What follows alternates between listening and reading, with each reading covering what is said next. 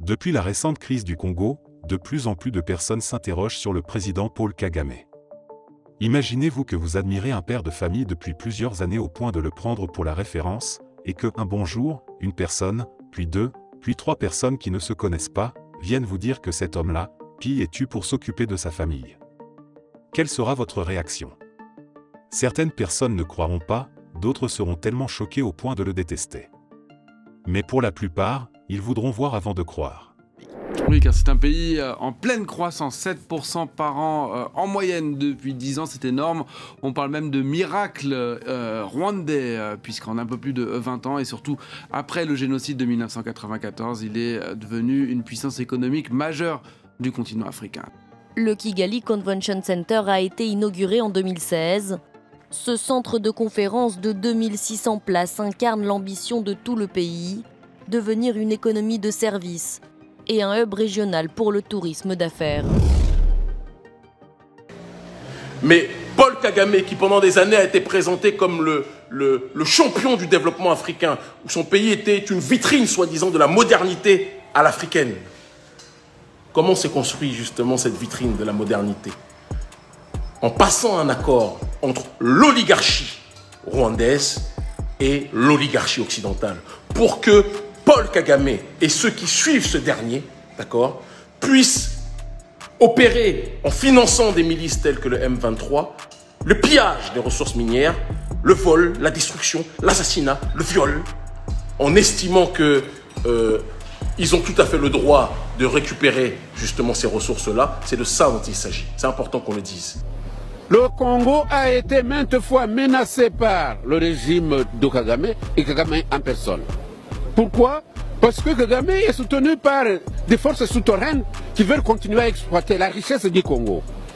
Kagame a assassiné même, on le dit bien, le président Kabila, le père de Kabila, Joseph. Et j'ajouterais tout simplement que la situation, il n'est pas normal qu'on demande de fermer les yeux ou de les ouvrir en ce moment ou hier. Il s'agit simplement de 2 chefs d'État africains qui ont été abattus et avec 3 Français. Et je ne pense pas que ces victimes sont méprisables parce que je tiens à rappeler qu'une des veuves françaises dont le mari a été tué dans cet attentat est traumatisée à vie. Et donc je pense que dans ce type de situation, il est tout à fait normal que le président Kagame, qui lui-même est l'ordonnateur de cet attentat, puisque j'ai pu le prouver, je l'ai démontré, et je pense que, contrairement à ce que veut faire croire M. Dupaquier, le gouvernement rwandais est impliqué dans cet attentat, je l'ai prouvé, je l'ai démontré, et je pense que lorsque M. Kagame a porté plainte contre moi devant les juridictions françaises, 48 heures avant le procès, il a retiré sa plainte. Je pense que c'était un aveu tout à fait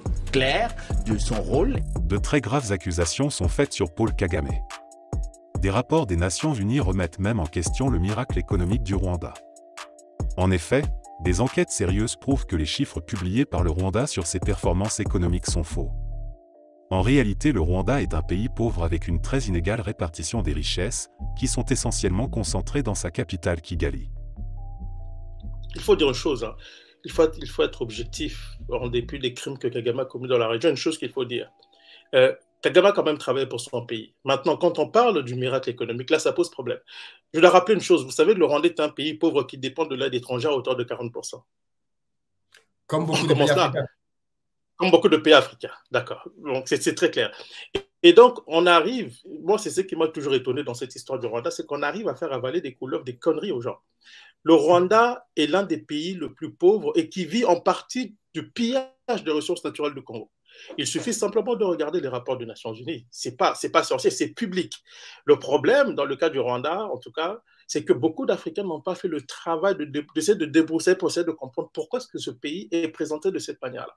Je vais vous donner un exemple, par exemple. En 2001, les Nations Unies produisent un rapport sur le pillage de ressources naturelles du Congo, dans lequel ils épinglent le Fonds monétaire international. Ils disent là-dedans, en tout cas, ils disent là-dedans les Nations Unies que la Banque mondiale a caché des éléments sur les entrées financières du Rwanda qui étaient directement liées au pillage du Congo. La Banque mondiale a caché ça. Et moi, pendant des années, j'ai expliqué que le miracle économique du Rwanda relevait d'un vrai mirage. À l'époque, j'étais un peu critiqué parce que j'allais à contre-courant de tout ce qui se racontait dans la presse mainstream. Mais on oublie de dire aussi qu'il y a 4 ans, les médias occidentaux, le Financial Times a produit un rapport basé sur 14 000 documents du Rwanda, dans lequel on explique que le Rwanda falsifie les chiffres. Les détracteurs de Paul Kagame s'accordent néanmoins sur le fait que le président rwandais est un très grand communicateur, il a réussi à vendre une image prospère du Rwanda. Nous avons vu des images, visite Rwanda au Parc des Princes, des footballeurs tels que Lionel Messi, Kylian Mbappé, des clubs comme le PSG, Arsenal faire la publicité du Rwanda. C'est sa capacité à vendre l'image de son pays qui a suscité la popularité du Rwanda. Kagame est tellement obsédé de l'image de son pays qu'on cache les pauvres au Rwanda. Le climat actuel en Afrique est marqué par la remise en question de la mondialisation.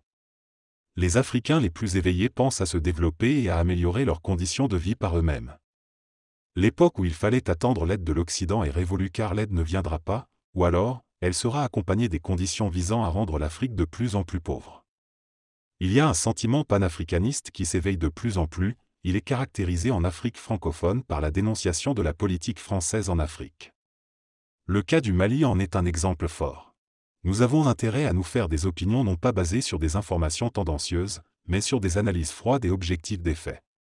Quelqu'un a dit, une bêtise dite par un millier de personnes reste, malgré et en vertu de tout une bêtise.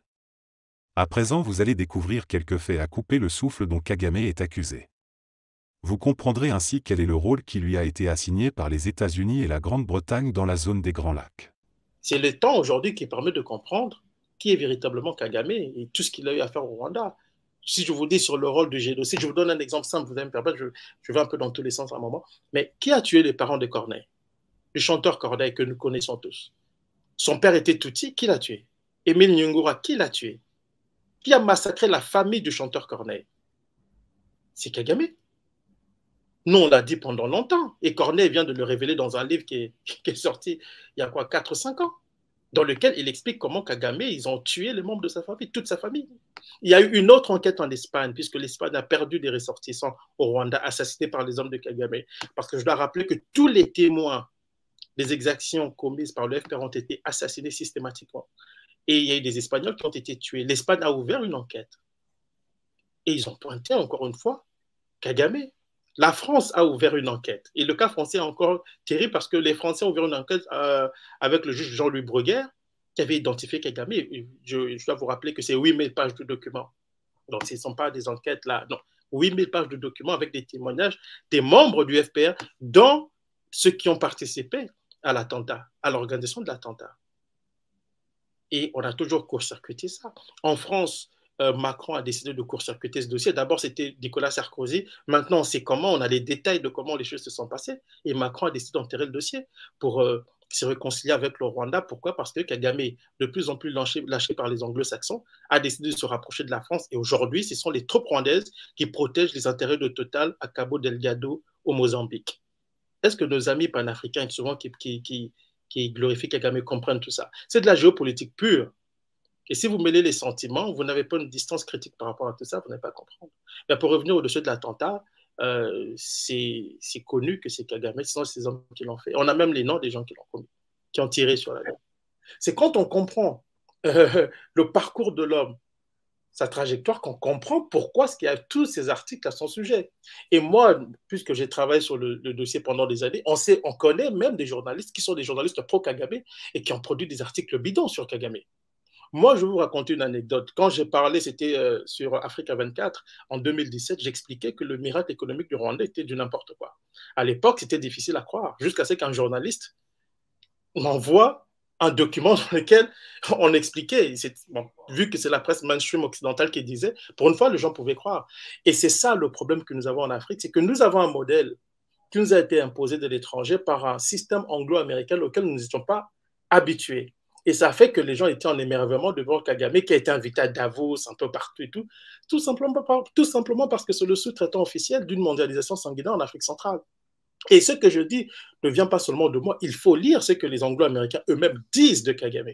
Parce que c'est ça qui est essentiel. Nous regardons beaucoup France 24, nous lisons beaucoup RFI et nous écoutons RFI, mais il faut aller lire parfois ce que les Anglo-Américains disent de Kagame. Je vous cite Howard French, qui était journaliste du New York Times dans la région, l'un des spécialistes de la région. Qu'est-ce qu'il dit quand il parle de l'Ouganda et du Rwanda? Il dit pourquoi le Rwanda et l'Ouganda sont essentiels pour nous, les Américains.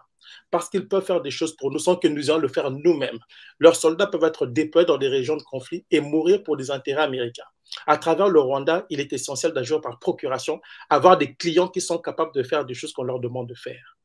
Ce n'est pas Patrick Mbeko qui le dit. Mais ça, c'est très peu connu. Qui est la personne qui dit ça? Quel est son... Howard French. Il est professeur à l'université aux États-Unis et il a couvert la guerre des Grands Lacs au Rwanda et au Congo dans les années 90. Donc, c'est un connaisseur du dossier. Ce n'est pas un Congolais, c'est un Américain. Il n'est pas le seul à avoir dit tout ça. Et il faut rappeler aussi pourquoi est-ce que le Rwanda n'est pas épinglé malgré le piège du Congo. Parce qu'il faut lire les rapports des Nations Unies, les rapports du groupe d'experts des Nations Unies. Est-ce qu'on a des preuves aujourd'hui de ce pillage-là? Alors, beaucoup de gens en parlent, hein, mais je sais qu'il y a des rapports, ainsi de suite. Mais il y a les rapports, j'ai envie de dire, tout le monde peut commander un rapport et faire dire ce qu'il veut dans un rapport. Exactement. Mais vous savez, quand vous lisez un rapport, il faut toujours voir quel est l'enjeu qui est lié à ce rapport-là, qui ont participé à la rédaction du rapport-là et pour quelles raisons. Je dois rappeler que le premier rapport des Nations Unies avait été demandé, la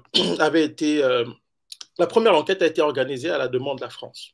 Mais vous savez, la présidente du groupe d'experts, ce n'était pas une occidentale, c'était une Ivoirienne.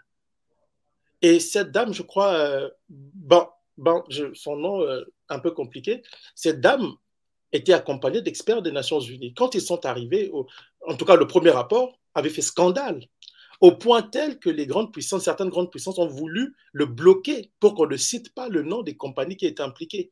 Il y avait 85 compagnies étrangères qui étaient impliquées et qui pillaient le Congo via le Rwanda. Et dans le rapport, il y a des Rwandais qui témoignent, des éléments de l'armée patriotique rwandaise qui ont témoigné, l'armée de Kagame, comment est-ce qu'ils sécurisaient les mines de coltan qui étaient pillées, qu'une compagnie comme Eagle Wings pouvait récupérer, et ça sortait par le Rwanda et puis ça allait à l'extérieur.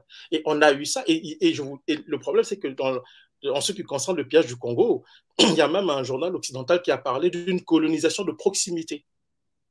Tellement le système, tellement le piège était systématique. Et je veux encore vous donner un autre exemple. Plus récemment, en 2020, il y a un rapport des Nations Unies qui est sorti, qui est présenté au Conseil de sécurité, dans lequel le Rwanda dit avoir exporté 2500 kilos d'or aux Émirats arabes unis. Alors, les experts des Nations Unies, les enquêteurs, sont allés aux Émirats arabes unis pour demander combien est-ce que le Rwanda leur avait vendu d'or. 12 500 kilos. Un père qui braque et tue, pour nourrir sa famille, est-il un bon père? Telle est la situation de Paul Kagame. Je crois qu'il faut changer l'analyse des grilles de lecture concernant le Rwanda. C'est pas Hutu dictateur, Hutu démocrate, etc., etc. Il y a eu un consensus après le génocide qui a été de dire il faut reconstruire, et pour reconstruire, il faut un homme fort. Kagame a été cet homme fort, mais aujourd'hui, on arrive à la fin de ce processus. Parce que